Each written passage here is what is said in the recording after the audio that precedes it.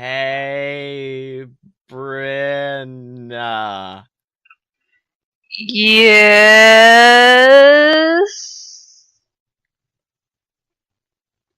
I thought this would be a funny opening.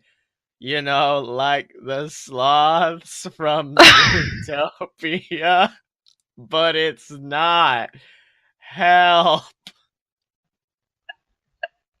It's fun fiction.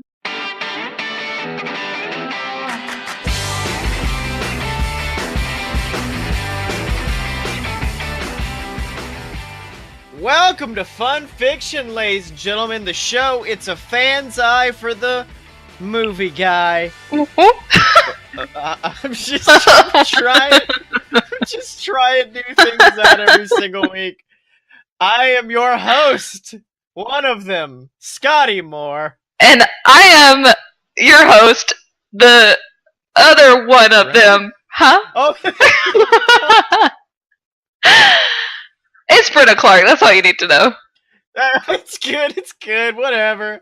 So Brenna, we're talking about, I know we said the Adventure Zone was probably what turned us into Mega Friends or Ultra Friends. This week we're getting into what made us Super Friend territory. Yeah.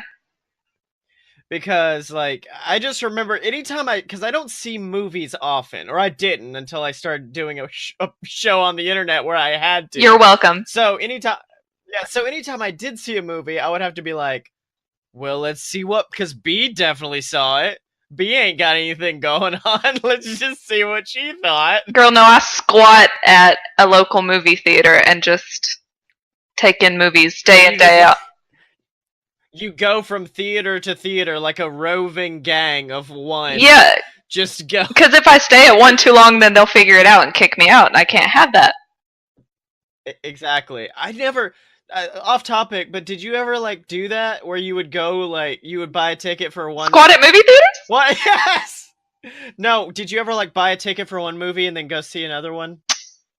No, because I am a wholesome girl. Thank you very much. But seriously, no. I may or may not have purchased a ticket to High School Musical 3 senior year with the sole intense purpose of being a 16-year-old that got to see Zack and Miri make a porno.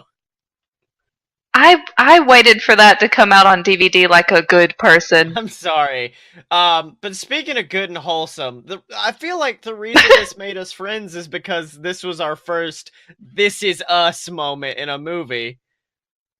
Because you're old Judy Hopps and I'm old Nicky Wilde.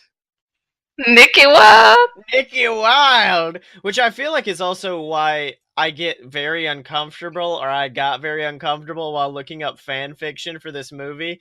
Because why they make them bone and everything?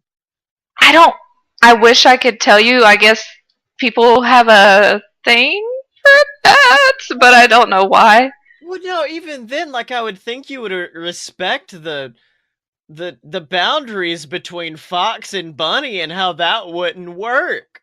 Well, I mean, I get it in a way because the different species of animal are supposed to be different races, the equivalent of. So, in a metaphorical sense, it's a biracial relationship between a yes. Fox. Okay, I'm fine. Yeah, and I understand it because Nick and Judy, they got the most chemistry of all time between two characters on, of anything ever. Yeah, I mean, but to me, it was always just and maybe I'm just naive, but I'm it's friendship chemistry. They're I don't know. I just don't. I think it's because he's a fucking fox and she's a bunny rabbit that I was he's not putting his dick in that. Oh God. I feel like that's what made it for me, Brenna, not the whole, what's their chemistry say with me? I'm what does their DNA say? And, that does feel problematic to say, but you know what I mean. See, that's why I'm you can't, I see where we're coming from with the animal aspect of it. No, a fox is gonna eat a rabbit, but not like that. But Yeah. The way that Disney, yeah, it's a big rabbit hole, for lack of a better word, that we might not order to Brenna, dump down. Brenna, I made a mistake. I What did made you a do? mistake. I was, What is your I was, mistake? because I'm like the animal kingdom. Multiple things happen. Has anyone filmed a fox banging a bunny Oh rabbit? no. You did not just Google that. I did, and there's a lot of bad. Oh wait, there's fan fiction. Oh good. Oh, and it's a This is not what we've come here for. and it's Brenna. Fun fact: it's Zootopia based. We're not reading it, I don't but thank the Lord Jesus. God, there's no good title. I can't read out any of these links without us getting kicked off of iTunes. But no, going back to like the whole allegory of, like it's kind of muddled their allegory because like 1% of the population is or I think it was 10% in the movie. 10% of the population were predators, but also they run like the country, which I feel like is a 1% allegory, but then later in the Mhm. film the predators become like an allegory for like racism and stuff. Well, I do feel like they were trying to say a lot of different things, Yeah. but I don't necessarily think it was a bad thing. But see, I didn't catch the predators running the city part. I was mainly just into the predators versus prey Yeah. thing. Now, I will say, I would love for like Werner Herzog or some like director who makes those real nasty movies to do a remake of this with humans because Oh, like I just love this concept of a crazy old white woman who starts to brainwash all the other races into attacking people and like controlling them. Wait a minute. I I was just about to say, realized, Brenna, I think Zootopia might be the kiddie movie version of Get Out. yeah. It really is. No, no joke. My fan fiction this week. I was going to write out the plot of Get Out and just replace the character names. Oh God. Like Nick went to Judy's grandparents' house for the weekend. No, you can't do that. Have you seen Get Out? I know. You get no, not Oh, Judy. I was fixing to say, yeah, the twist at the end would definitely kind of hurt the Judy, but it's okay. No, it's not.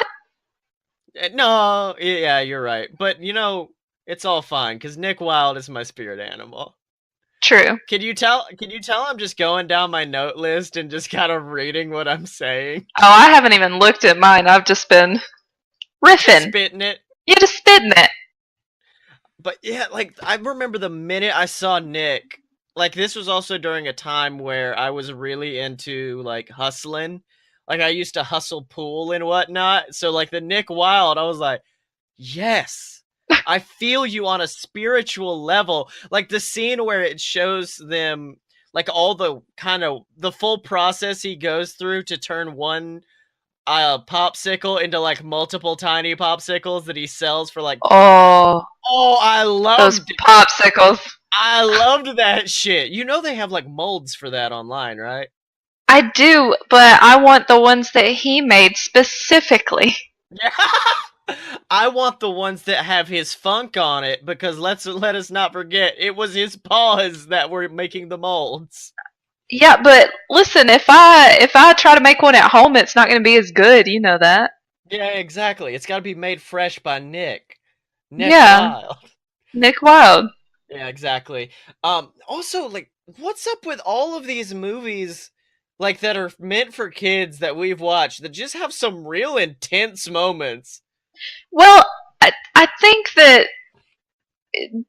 Disney's trying to instill some things in children as well as holding up a mirror to the parents and being like, "Hey, look, do you do this? Don't do this." Yeah. Because I mean, yeah, that Disney trope where they're just like, "Are there any racists in the audience? exactly. Don't do that anymore." Raise your hand. Okay.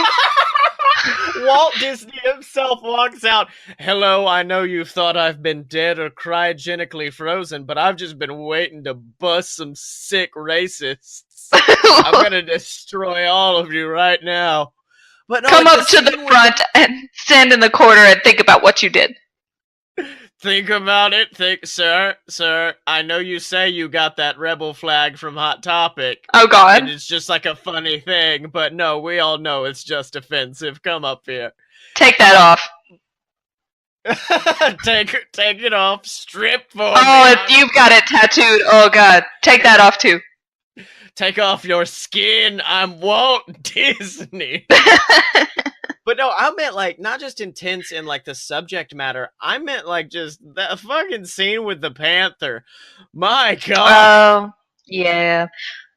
Yeah. There's some violence. There was some violence. They make a reference to Breaking Bad. Yes. And at the end where Nick pretends to eat Judy, like, that's traumatizing. It was traumatizing, but also possibly one of my favorite moments. Not the fact that Yes. not the fact that he's killing her, but like the fact that it kind of had that nice callback to her scene at the beginning of the movie. Yes. Like, that was so sweet. And now let's get on to something that can just eat a whole dick, and it's Mayor Bellwether. Oh my God. Talk about the reveal of the century. Like, I loved her up until she was like, yo, I'm bad, bitch. And I'm like, okay. Yeah, no, that was a moment where like she was kind of just like a secondary character to me, so I didn't think about her of like oh, she's really sweet or anything. I was just like, it's that fucking lady. And then at the end, I was like, you piece of shit, because it was one of those things. One of the things that I called right before it happened. I was like, wait a minute, I bet it's Bellwether. I bet She's it's that. bad. And then it came up, and I was like, She's bad. It's her, Brenna.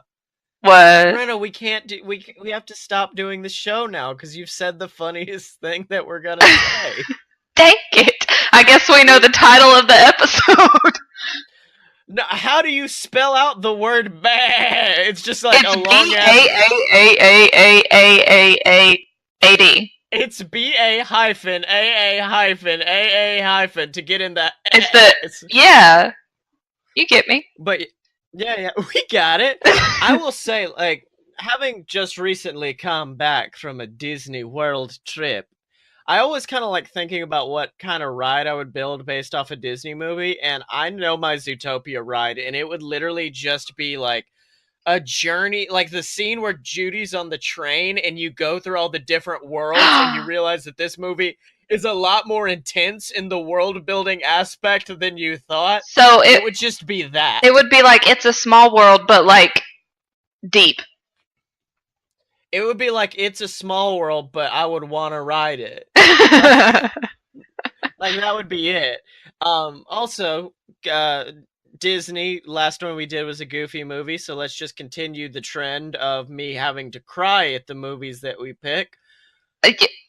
Listen, I can't take any like blame for that because you are the one that suggested it to begin with. Look, Brenna, I just remembered this was a movie that we both enjoyed and we were gonna have a good time, and then Nick got a muzzle put on him. Okay, and that's very high up on my list. That is the most traumatizing scene I've ever seen in my life. And then his best friend says some racist ass shit about his people.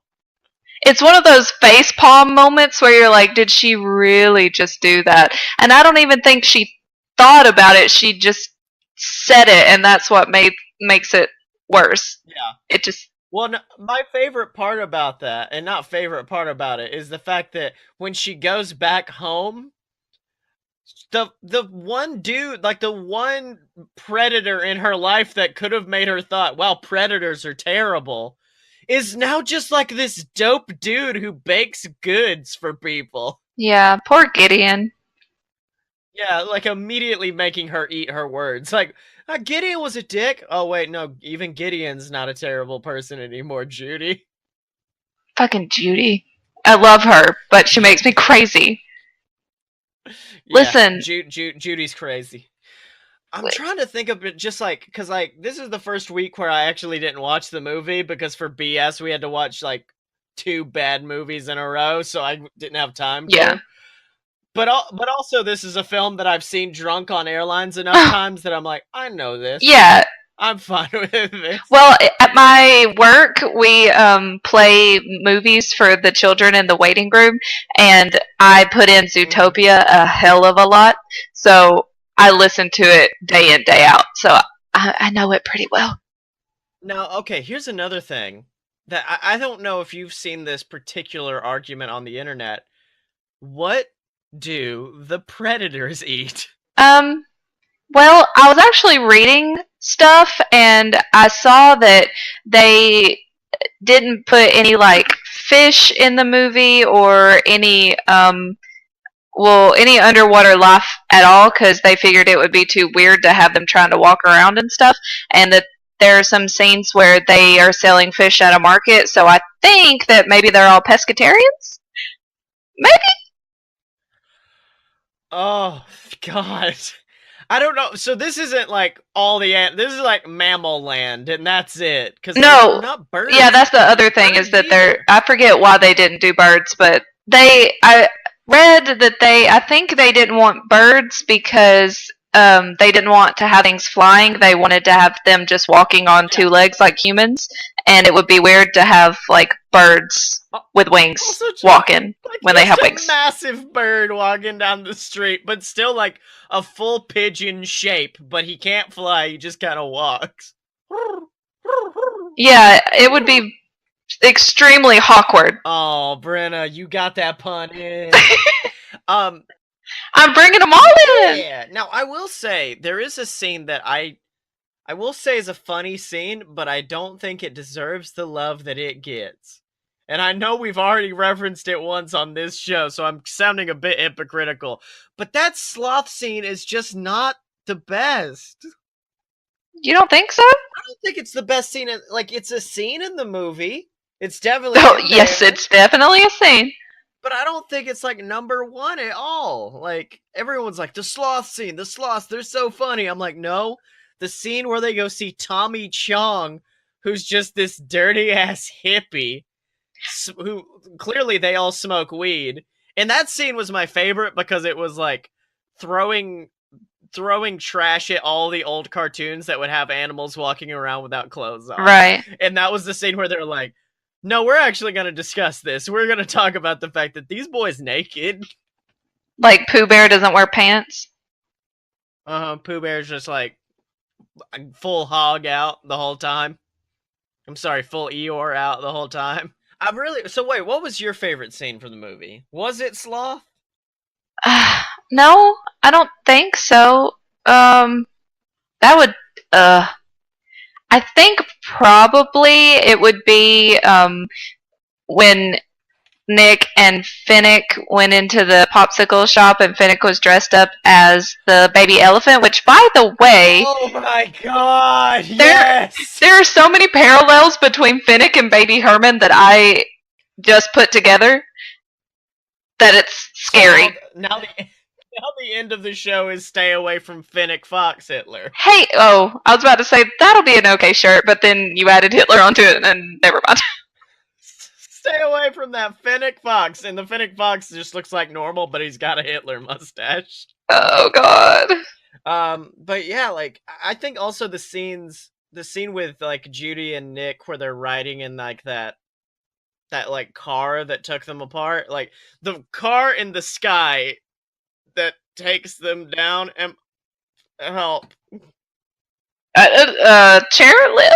Chairlift. That's what it is. Oh. Wait, is it? You've seen the movie more than I have.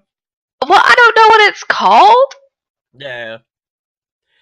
The chairlift, that was a very sweet scene. Like all the really sweet scenes were awesome. I will say this movie is less good about scenes as much as it is quotes. Yeah. It's infinitely quotable. Yeah, because I was trying to think of things like scenes, and I was like, well, it's more just like moments, I guess. Yeah. Like the dumb bunny, what was it? Sly Fox, Bunny? yeah. That was such a good line, and I was like, I'm stealing this, and anytime I do some like dope shit, I'ma send that to people as a gift. Yeah, that one was good. I'm just keep coming back to that scene at the end where like he's eating her, except he's not eating her. He's just pretending to eat her because he got shot with a blueberry. Yeah, that carrot is probably the biggest like a, like resolution bringer of all time. Is that little carrot thing she has? Dude, they sell those. I know, right? Now wait, hold on. I think they sell multiple versions because I saw one once that also has like a notepad you can pull out Oh. and then write on that. And then there's one that actually records and is also a pen. See, Like there's a bunch of different my things. friend that dressed up with me for Halloween, she was Judy, and she had one, I guess, that recorded stuff and was a pen. I don't think it pulled out. Damn Sorry. it. Yeah, also I am a little bit salty that you did a Nick and Judy cosplay where I was not involved, but it's fine, dog. Well, It's whatever. to be fair, it was my friend's idea, and at least I wasn't Judy. And I was and I was also in Florida at the time. Yeah, so I can't help that. Yeah, exactly. I made a rockin' Nick though. You were. It was an adorable little Nick that you had. In fact, this week I think Thank you. This week I think for the main like our main picture on YouTube, it's not even gonna be a clip from the movie. It's just gonna be you as Nick. I support this. Mm-hmm. Done. Now, my favorite thing about this movie, and it's something that I've not been able to get into, is like the alternative things that they did in other countries, like that one scene with the what is he? I can't remember what he is in our country, but it's the news reporter. And in our country, I think he's a dog, maybe? I can't remember. I know the one from Australia is a koala, right? Yeah, the one from Australia is a koala. The one from England, no, the one from Canada is a moose. Oh, a moose, eh? It's a moose. Huh? I'm on the Wikipedia page right now just looking up. Oh shit, I forgot that was Kristen Bell! Oh yeah, the girl sloth. Yes, she was Lady Sloth. Lady sloth. Also, can we oh wait, hold on, here we go. Peter Moosebridge, the Moose co-anchor of ZNN News. And okay, he's used in the US, Italy, France, Canada, Russia, and Mexico. he's based on a real dude named Peter Mansbridge. Yeah, well, that's also the person who voices him.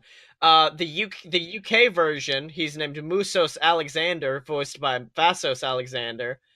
In other countries, was a different animal. David Campbell was a koala. The Brazilian uses a jaguar. The Japanese was a tanuki.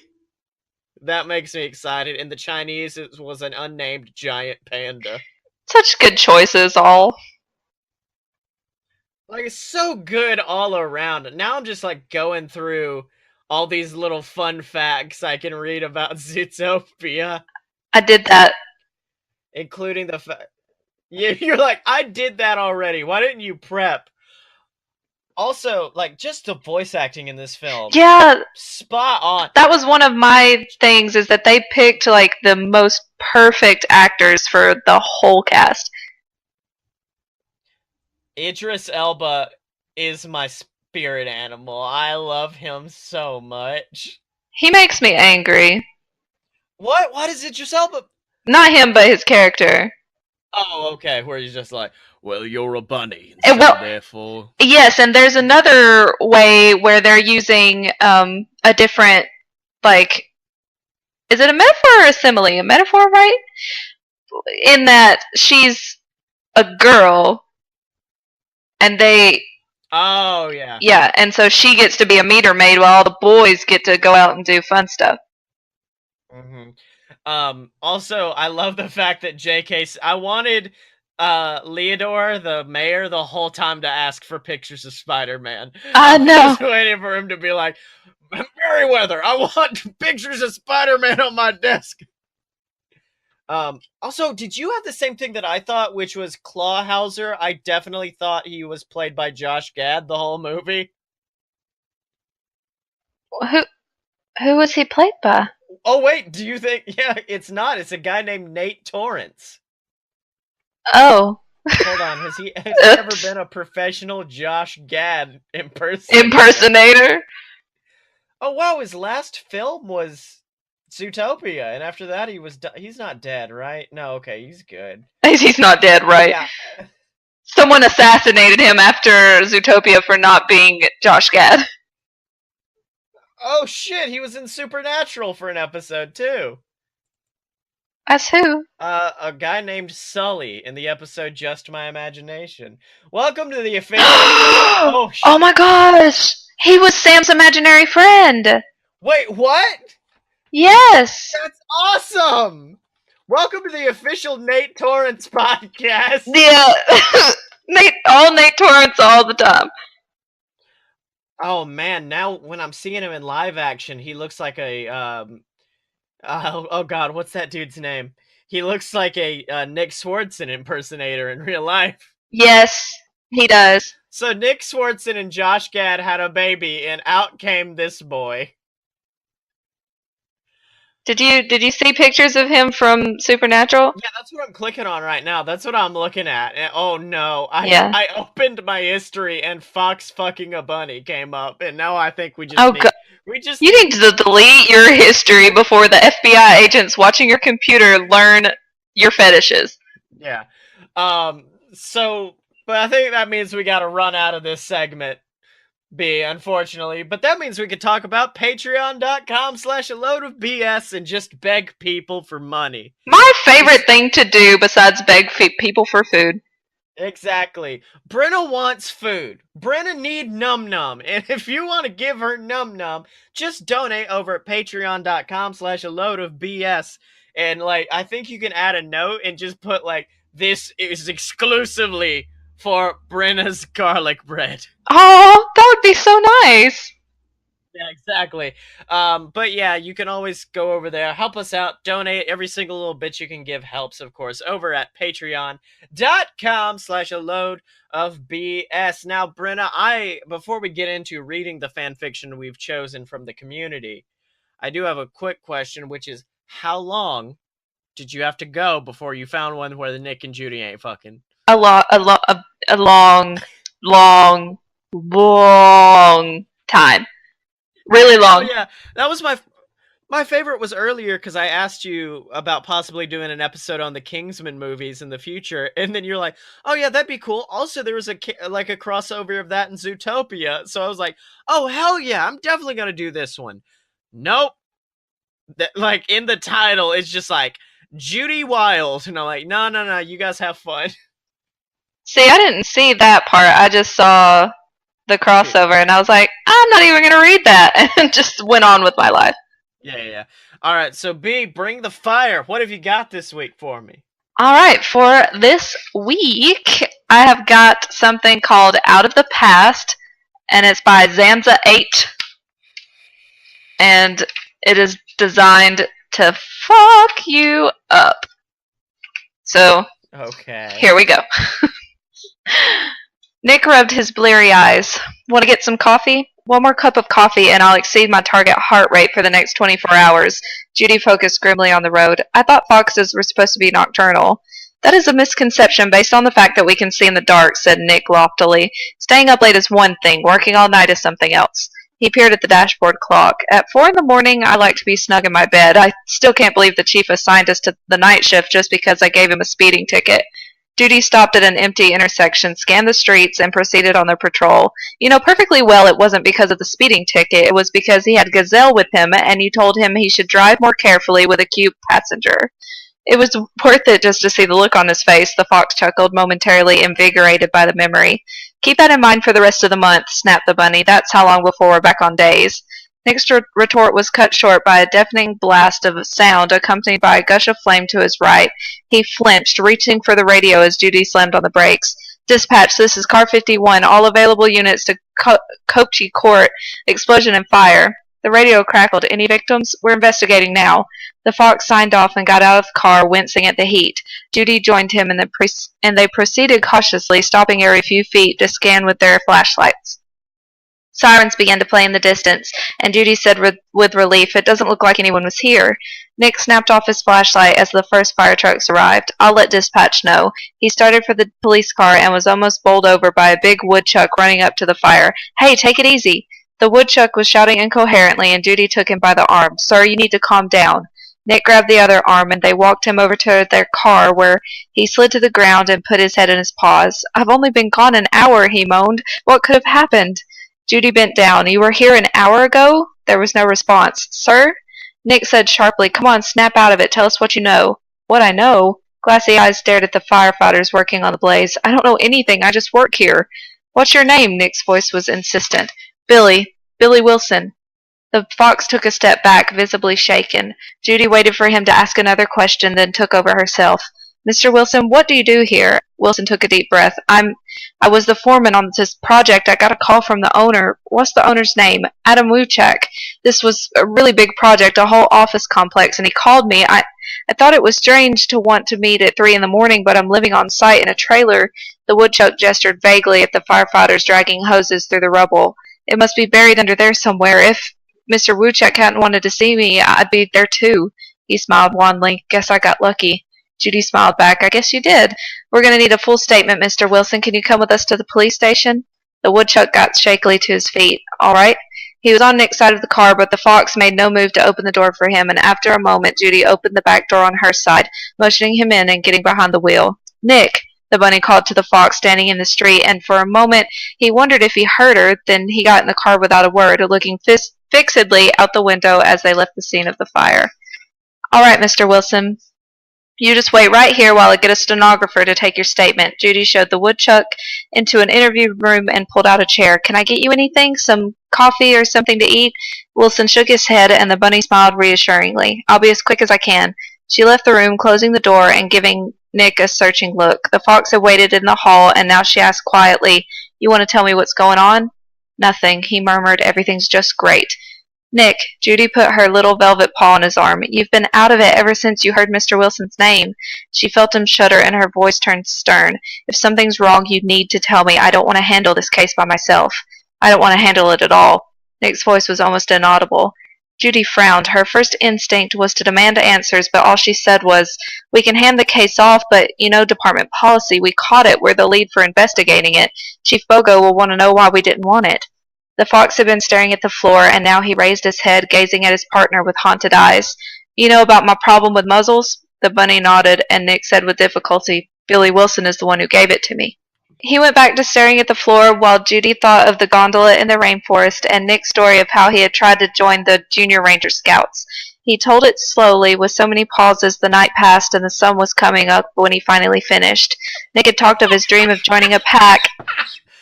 What? Sorry, that just points out like one of the glaring problems with that, like, because it's like a 10-minute story, and then it goes from nighttime to sunrise in like 2 seconds.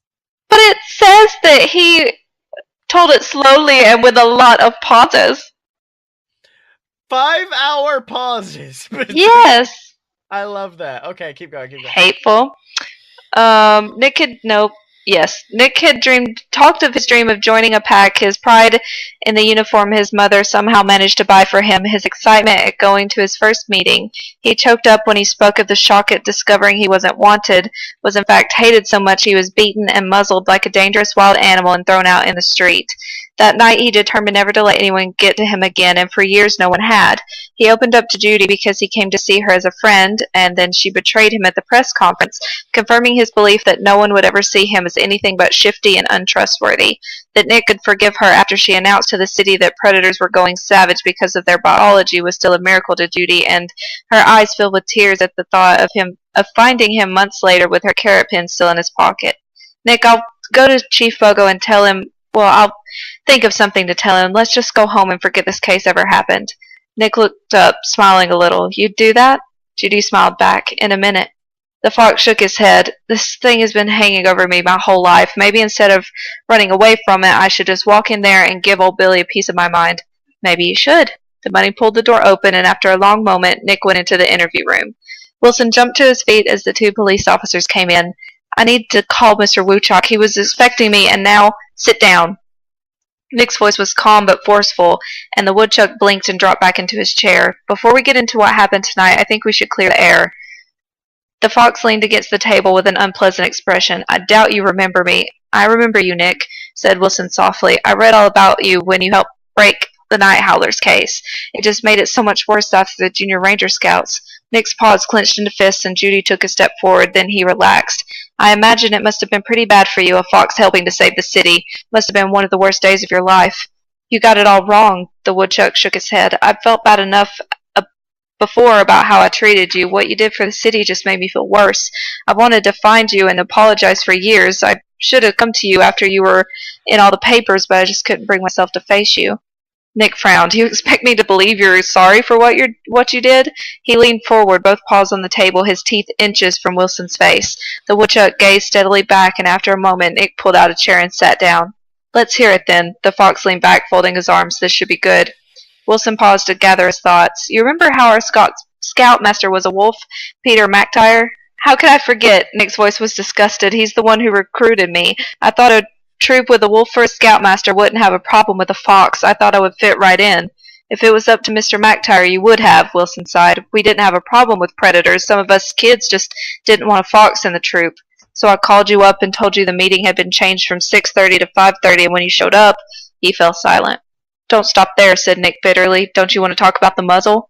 Wilson swallowed hard. Mr. McTire found it outside when he came to the meeting, and he didn't see anything about it. He just mentioned he was surprised you hadn't come, but we could never put anything over on him. He noticed me and the other kids acting weird when he wondered where you were, and the next meeting when you still weren't there, he called us over and showed us the muzzle and asked about it. The woodchuck twisted his paws together. We tried to lie about it, but he wasn't buying it. He got the whole story out of us, and he called our parents in for a conference.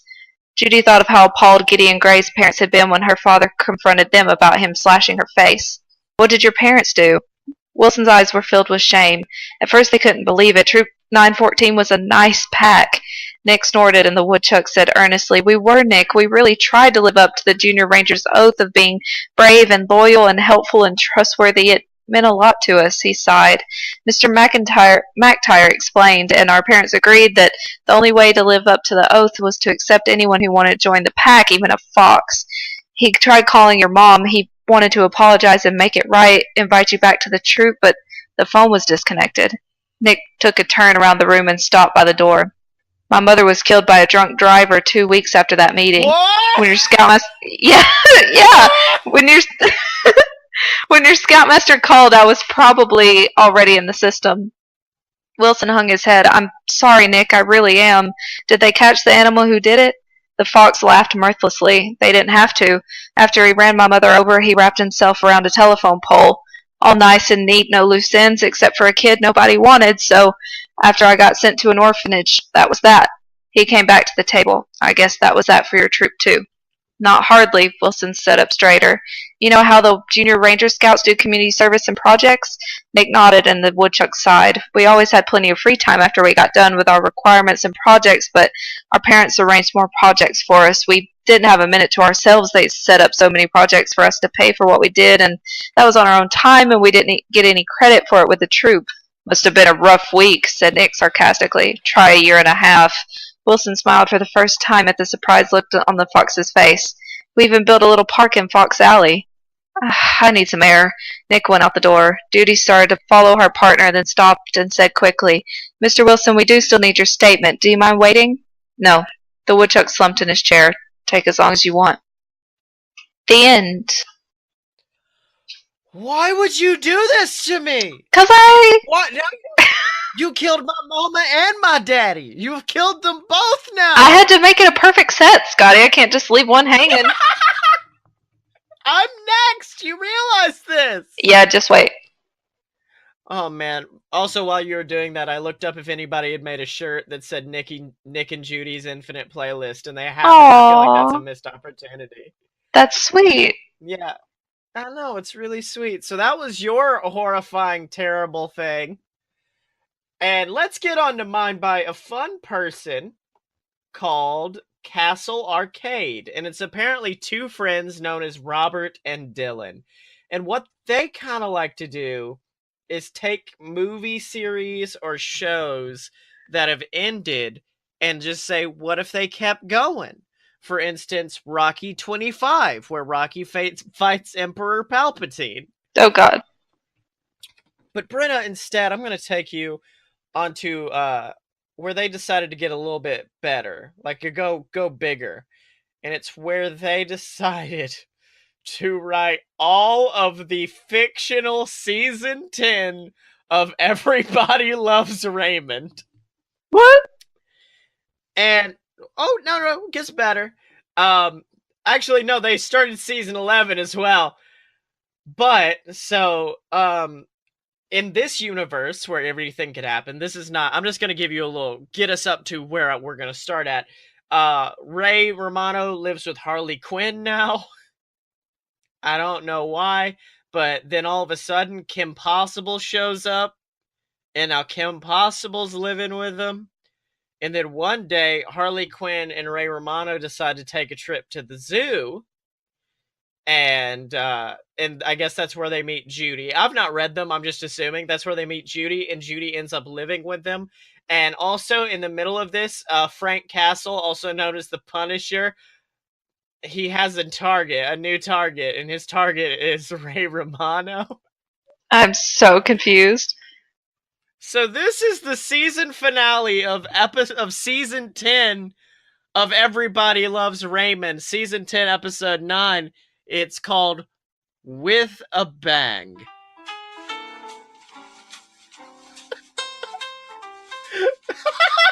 What is happening? We're watching Everybody Loves Raymond. Brenna, don't you see it? Don't you see the fun intro where the mom and the grandma and the granddad are trying to run over to the house and Ray doesn't want them to? Okay, let's get... Season 10, episode 9, With a Bang, written by Robert and Dylan. Harley was holding Ray's dead body in her arms as she looked around. Everybody get in here, she shouted. It wasn't long before Kim Possible and Judy Hopps ran from the garage and into the living room. They gasped at the sight. What happened? Kim asked. I'm here for a day and this happens? Judy said. There was another shot through the window that grazed Harley's shoulder. Yowza! Harley yelped and hid behind the couch. Well, I guess that explains that.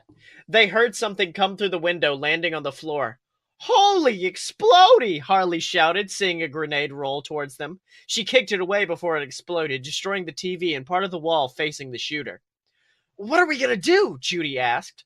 Here, Harley said, pulling a shotgun from under the couch. I've got guns stashed all over the place. You grab something too, Kimmy. She then tossed the shotgun to Judy. How am I gonna hold this? Judy asked. Like a shotgun, duh, Harley said, rolling towards the front door, grabbing a pistol from behind a hat rack. She kicked open the door to see that a claymore was placed at the doorstep. Holy Vietnam! Boom! Harley was blown back, crashing hard onto the floor close to Kim. Kim pulled her back into cover. Harley, come on! Harley, wake up! Come on! Kim shook Harley, trying to get her conscious. Ray sat in the living room. This is in bold, so this is important. Ray sat in the living room, his thumb casually channel surfing. He wasn't really even paying attention to anything that was on. All he could think of was Deborah. Ray had been married for quite a number of years to Deborah. She had always been loving and supportive, able to put up with his family, and always had warm food. Well, I suppose it qualified as food on the table. She had been invited by a rich philanthropist named Tony to come work for him and to be a major piece in his business. It required her to move away, so after much discussion, she took the kids and left Ray all alone. He had this empty feeling. It was a combination of loneliness and hunger, and it wasn't going away. Harley slowly opened her eyes. Ray? She asked. What? No! Kim shouted. Snap out of it, she said, shooting in the direction of the shooter. Harley sat back up. Her shoulder was bleeding, and thanks to the explosion, she was far from 100%. Harley picked up her gun and ran towards the back door. Keep 'em busy, you two, she said, sneaking out of the back door. She took a deep breath and sprinted behind a couple of houses and got across the street. It didn't take long to spot where the shooter was. He was lying on a hill with a sniper rifle. A strong, grizzled guy who obviously knew what he was doing. Harley got behind him and waited for him to reload. Gotcha! She shouted and jumped onto his back. Harley was abnormally strong for her size and build. The man grunted and tried to fight, but she was too fast for him. She managed to get his hands tied behind his back. She was sure to give him a few punches for good measure. Now, who are you, and why did you kill my Ray? She shouted. A warm breeze swept across Ray's face. He was taking a walk down to the store to pick up the latest Sports Illustrated. Everywhere he looked, he saw her. He continued walking, almost in a haze. He walked by the store and just kept walking. Then he heard something. A high, female voice. So, you're the Punisher? I think I heard of you before, but tell me, what did Ray do to deserve any punishing? Harley asked. A wide range of emotions were on her face. You know why, Harleen Quinzel, the Punisher replied. Harley looked uneasy. He's just as guilty as you are. Letting you live with him after all you've done. How many innocent lives did you take, Harleen? He glared at her. Harley glared back. I'll have you know that I gave all that up. I ain't killed anybody that didn't have it coming lately. The Punisher's face never changed. It's too late for you to change, he said. His hands were working on the rope that Harley tied him with. It wasn't the first time he made a mistake and got captured. Then I guess I gotta kill you, Harley said, holding a gun against his head. Go ahead and try, he said. Before she could pull the trigger, he got loose, tackling her to the floor. They were throwing punches at each other, but nobody would give. They were both strong, but not strong enough to take each other out. They were going through the room, grabbing whatever they could to throw at one another. Harley took a vase, smashed it over his head, and he barely even reacted to it. He grabbed her and put her through the coffee table. Oof! Harley grunted.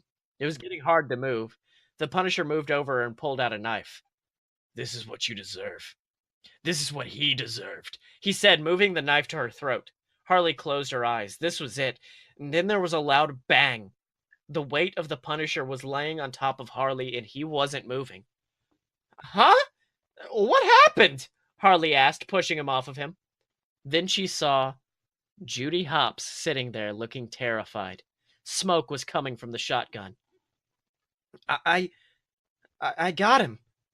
I did it, Judy said in disbelief. Harley picked up Judy and gave her a tight hug. Judy, oh, I know you could do it. Her expression quickly changed to sad. But what do we do about Ray? She asked, looking at Ray's body. Get out of here, guys, a woman's voice yelled. Ray looked and saw black smoke rolling out of the top of a building and flames everywhere. The pet store where he bought his daughter her first gerbil was on fire. A woman came running with an armload of puppies and collapsed to the ground. Ray ran over to her. What do I need to do? Oh my god. Lady, are you awake? This is me, Ray Romano. From television. He looked into the inferno. It looked like all the animals had been rescued except for a cage full of kittens, their little paws scratching to get out before the flames could get to them. Ray forgot about his troubles and ran in. He grabbed the kittens and escaped. Hey, lady! Lady, I got the cats! I think one of them bit me, but I got them. The girl looked up at him. You saved them? Who are you, anyways? Ray replied. The name's Ray. She smiled. Well, nice to meet you, Mr. Ray. Harley had no idea what to do. She stepped outside. The house was ruined, a big hole where the wall should be. No door. The furniture was ruined. Furniture. The furniture. She walked in. Brenna, it's about to get buck wild. I just want you to know. Already. She walked over to the house next door and knocked. In you may come, said a voice behind the door. God. Harley walked in and collapsed onto the floor. I don't know what to do, Master Yoda, she said, out of breath, still bleeding from the previous fight. I forgot about this next line. Help you? I will try. Speak, Harley. Yoda said as he unwrapped a Slim Jim. Why can't Yoda enjoy a Slim Jim? I just love this concept of like this old wizened Jedi just like Snap into a Slim Jim, I will. he takes a bite of the meat. Ray's dead. Can you help me get him back with your weird mumbo jumbo? She asked. Mumbo jumbo, it is not. The Force it is. He took another bite, closing his eyes. Well, what's the Forcey thing telling you? Something good? Wait. He slowly chewed as he opened another Slim Jim, and then he looked surprised. Oh my. It's starting to sound like Ray Romano. What? What is it? She asked. Die, you have to. Yoda said, taking another bite. Wait? What? What do you mean I gotta die? Harley asked. Come to an end, your life must. Then Ray you will find, Yoda said. So I gotta die and get Ray out of the afterlife and pull him into the right now life? Yoda groaned after he took 2 bites, finishing the Slim Jim. Well, all right, if it's what I gotta do, Harley said. Thanks, Yoda, she said, hurrying back to the house. Judy! Good news! You gotta kill me! Harley happily said. What? Judy Hopps asked in shock. No way, I just saved your life and you want me to kill you? Harley spent a few minutes explaining what Yoda had told her. So, will you do me a solid and knock the life out of me? She asked with a smile. Well, I guess so. But if you don't come back, I don't know what I'll do, Judy said. Don't worry, I'll be back before you know it, Harley winked. Make sure you get me in one shot, though. I've been shot plenty of times, and it don't feel so good. All right, hold still, Judy said, struggling to aim the shotgun at Harley. Harley closed her eyes. Bang! To be continued in season 11. Oh my god. Something about the theme song makes it so much better. So, Brenna, that was my fan fiction this week. I'm so disappointed in you. It's written very well. It's just like they were like, It is. They're like, we want to take all the characters. It's a clusterfuck. I really want to see what happens, like, as it goes on next. Like, I kind of want to see where it goes through. Well, you can read it and let me know, but do not bring that on this podcast ever again. What if we have, like, we do Suicide Squad, and I have to tell you what happened after Harley Quinn died to go save Ray Romano? I don't... Hard pass. No, thank you. Hard pass. But you know what I never hard pass on, Brenna? What do you never hard pass on, Scott? All of our lovely t-shirts over at merch.aloadofpurebs.com. That's where you can get merch for all your favorite BS Network shows, whether that be Opposite Attractions, Fight Boys, A Load of BS, or, of course, Fun Fiction. And I'm actually starting to design just kind of normal BS Networks, like general stuff. Like I made one the other day that says we do not negotiate with pessimists, that I'm really excited about. And then, of course, you can get your Fun Fiction merch all over there, ladies and gentlemen. It's super soft. It's super awesome, and every single little bit of it will help support these lovely podcasts. So if you want to support us and get a cool shirt out of it, go over to merch.aloadofpurebs.com. Now, B, let's get into my fan fiction, where Ray Romano, no, I will kill you. And it's not Get Out as much as I wanted to. I had an idea a few days ago, and it was if Nick pretended to be Rorschach from The Watchmen, but then I realized that wouldn't work at all, but I still loved it, so I wrote it anyways. Oh my god, Scottye. It's okay. So let's just get into it, because it's pretty lengthy this week. This city deserves justice, and I'm the one to bring it to them. I'm the darkness that cries out in the night. The scum of this town will beg for mercy, and I shall cry back, no. This voice was coming from underneath the cowl of a slender creature standing atop one of Zootopia's major buildings. He was sporting a slick black suit with a black mask covering his face, only 2 eye holes to reveal the reddish fur underneath. He holds his cape high to the sides and jumps off the side, sailing into the night. Well, actually, he sailed only a few feet before plummeting into the bushes below. He coughed up various bits of fauna as he made his way out of the foliage, checking for any cuts or bruises. Oh my word, are you all right?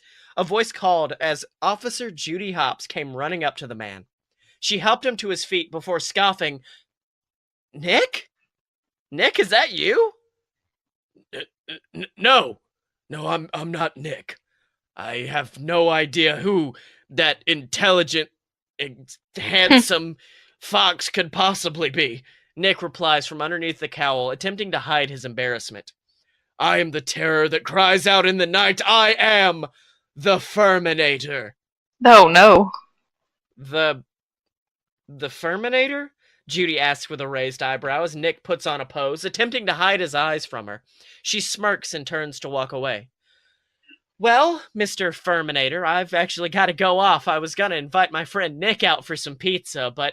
Oh, no, I'll go. Nick immediately drops the yak, even removing his mask as he runs to catch up with Judy. Why are you wearing that dumb thing anyways? Judy asks as they cross the street.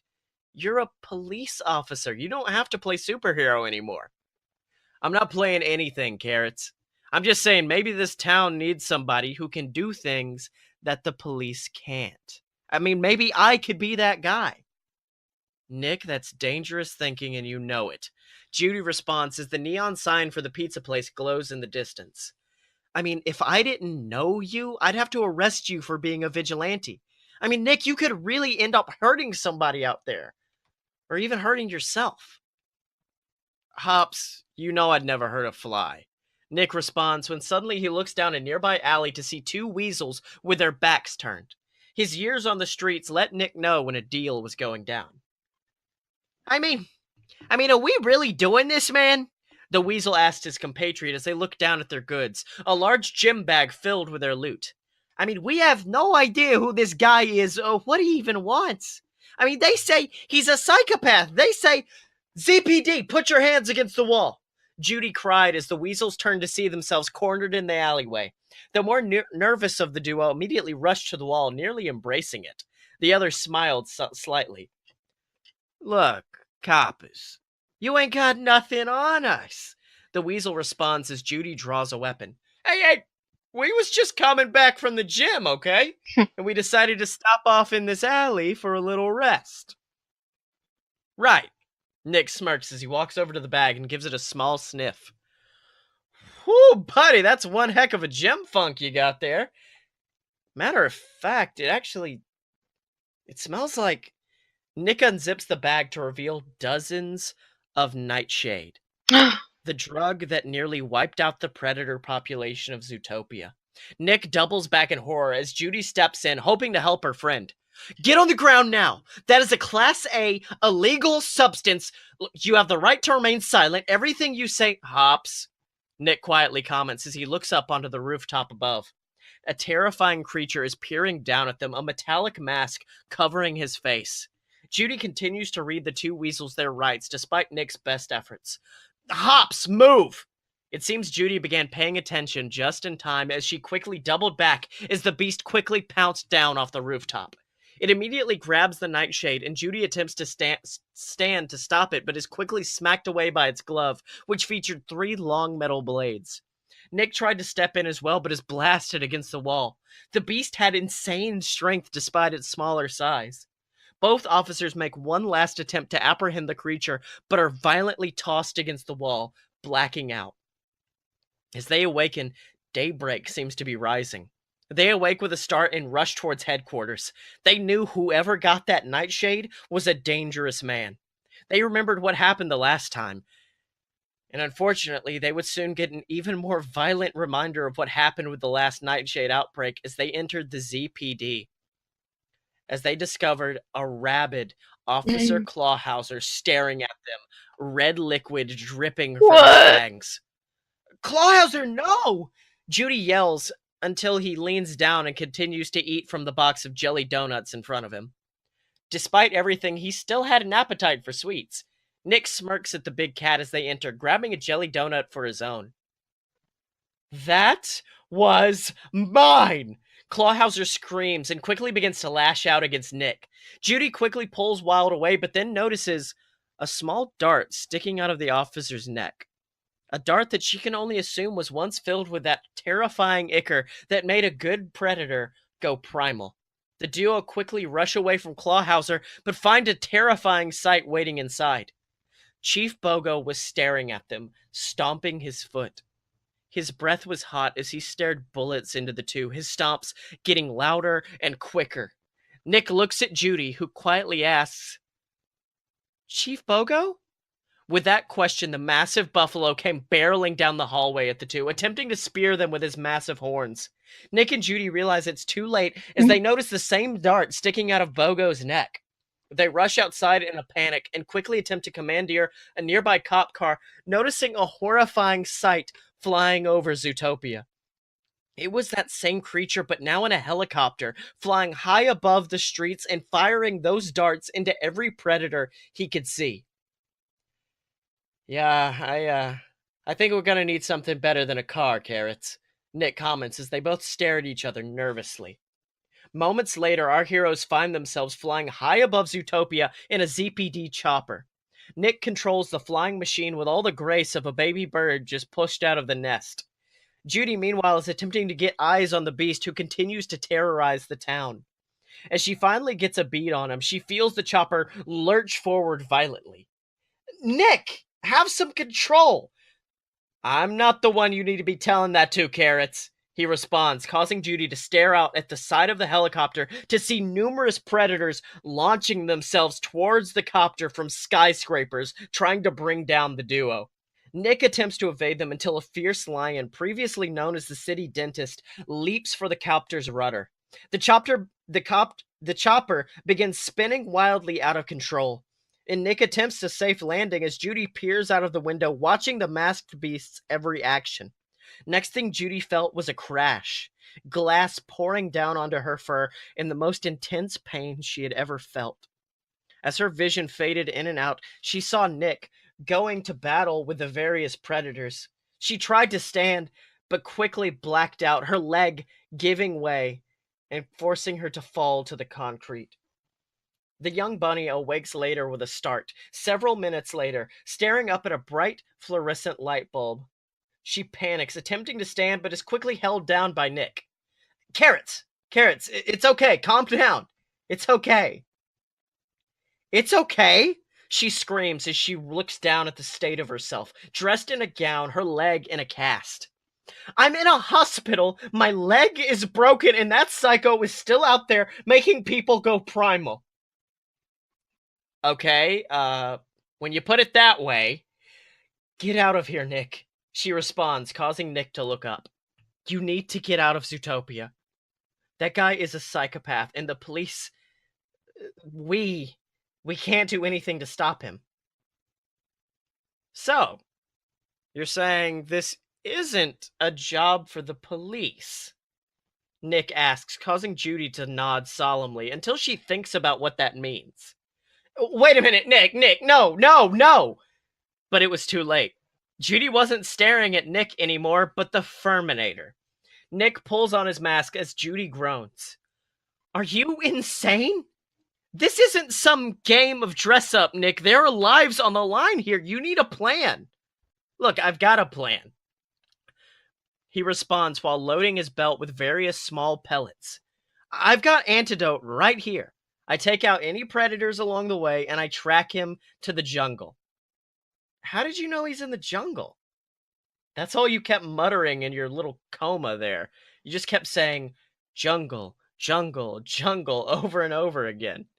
Looks like you're a decent cop even when you're in a coma. Yeah, well, She attempts to get out of the bed, but Nick quickly puts her back down. Nick, you can't do this on your own. You need a partner. Oh, don't worry, Carrots. He smirks as he looks at the doorway behind him. I got a partner. Come on, rat boy. With that, Nick's old partner in crime, Finnick, enters, wearing a bright red and yellow outfit, a rat adorning the chest.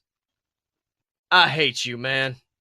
Finnick comments as Nick rushes to give Judy a hug before going out. Please be safe out there, and don't do anything stupid. Yeah, you know I can't promise that. See you, Carrots. Soon after, Nick and Finnick, aka the Furminator and Rat Boy, find themselves slowly making their way throughout the forest, attempting to find the lair of the mysterious creature. Man, I thought these costumes were supposed to be stealthy, Finnick yells as he looks down at his brightly colored costume once again. They are! I'm stealthy, and you're a distraction. Nick comments when suddenly they come upon a massive group of predators guarding a small shack. You know, I feel like the massive amount of guards really gives away where the place is at. Finnick's leg suddenly catches on a branch, causing him to stumble and fall. This quickly gains the attention of all the predators who begin rushing towards the duo. Hey man, you get inside! I'll take care of them! Finnick cries as he pulls out 2 guns loaded with antidote. He begins shooting up the group of predators, diving across the bridge as Nick stealthily crawls across to the door of the shack. When the coast is clear, he jumps in and slams the door shut behind him. He breathes heavily as perspiration beads on the inside of his mask. Nice of you to join me, a voice calls from across the room. Nick looks up to see that beast, but he seemed surprisingly civil. The beast slowly removes its mask and places it on a nearby table.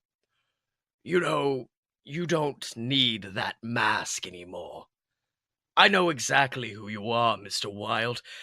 I certainly appreciated your efforts in the court case against Mayor Bellwether to turn the tides in favor of predators, but it suddenly didn't work out perfectly, did it?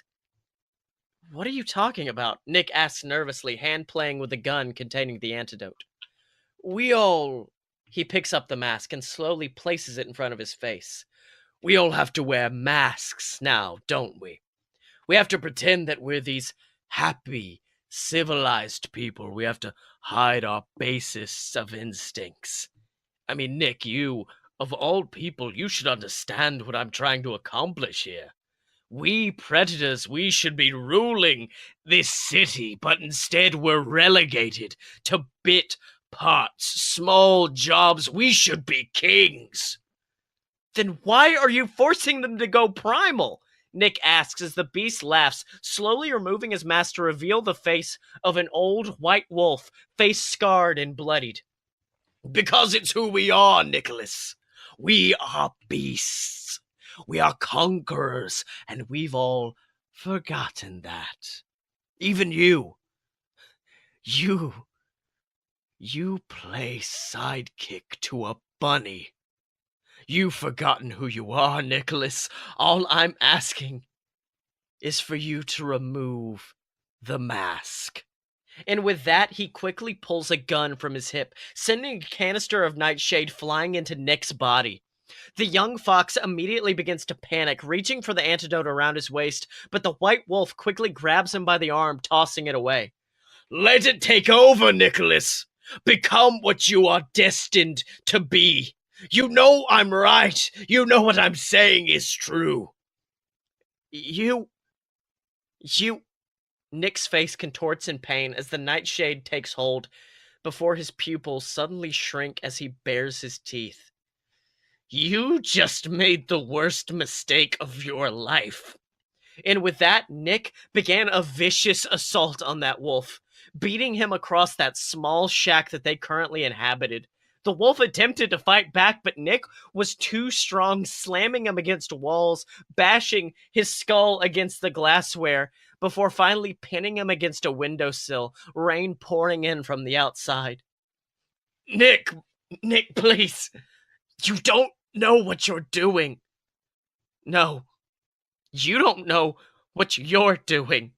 Nick bends down and attempts to lift the wolf over his head, preparing to toss him out the window to fall to his death. His muscles bulge as he growls with fury when suddenly he feels a sharp pain strike the back of his neck. He collapses to the ground as in the doorway stood Judy Hopps, a crutch under one arm and the antidote in the other. Nick's pupils slowly widen as the wolf laughs, slowly approaching the bunny. Thank you so much, Officer Hopps. You saved me. You saved me from that animal, and now I can complete my plan. I can destroy every last one of you small pieces of prey and rebuild this world with an army of predators. We shall rule starting today. Actually, I've got dinner plans later. Could we do it Thursday? Officer Clawhauser comments as suddenly the room is filled with the various predators, all inoculated with the nightshade serum. What? What's going on? They aren't like you. They aren't animals, Nick calls out as he joins Judy, blood pouring from a cut on his forehead. Well, I mean, technically they are animals, but you know what I mean. And with that, the wolf was taken into custody, and doctors immediately began work on a nightshade immunization shot that all citizens of Zootopia would be forced to take. Meanwhile, Judy and Nick, well, they had some unfinished business to take care of. You know, I don't see how my ancestors did it.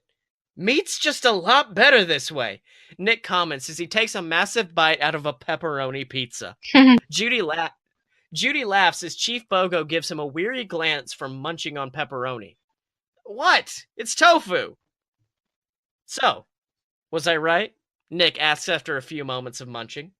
Maybe the Furminator does have a place down here after all. I mean, I had to do what no other person could do. I had to step in when the police weren't enough.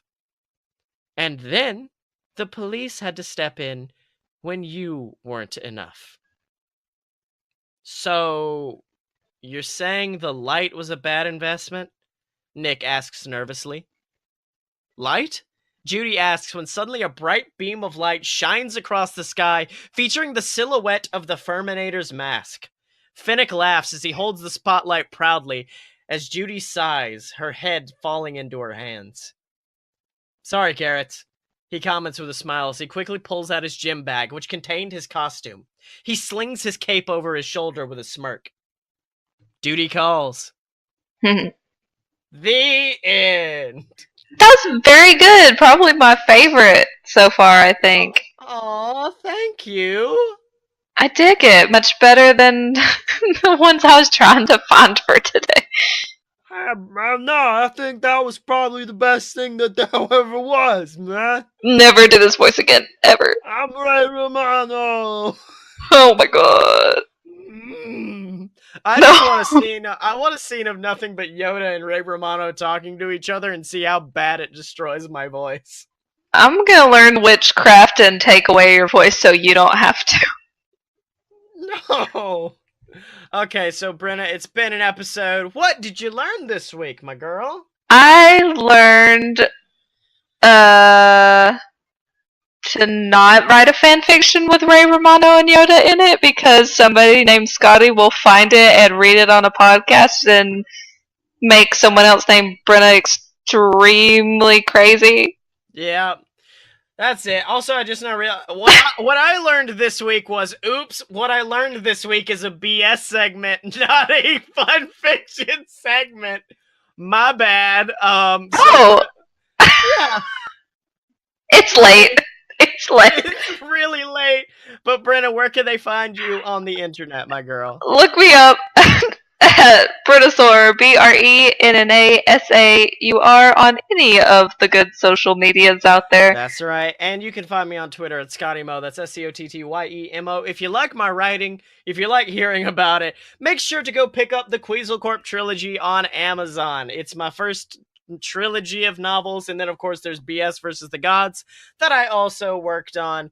And then of course, if you like hearing me say things, in the whole book format, if you like hearing me read things, go to Audible. Get a free 30-day trial of Audible, and you can get Quetzalcoatl, the original one, or Quetzalcoatl Risen, the BS versus the Gods audiobook is going to be coming out very, very soon as well. So make sure to check that out, and check out the other BS Network programs while you're at it at a load of purebs.com. Check out Fight Boys if you like pro wrestling, Opposite Attractions if you like theme parks, and of course a load of BS if you just like hearing two best friends be terrible people for an hour.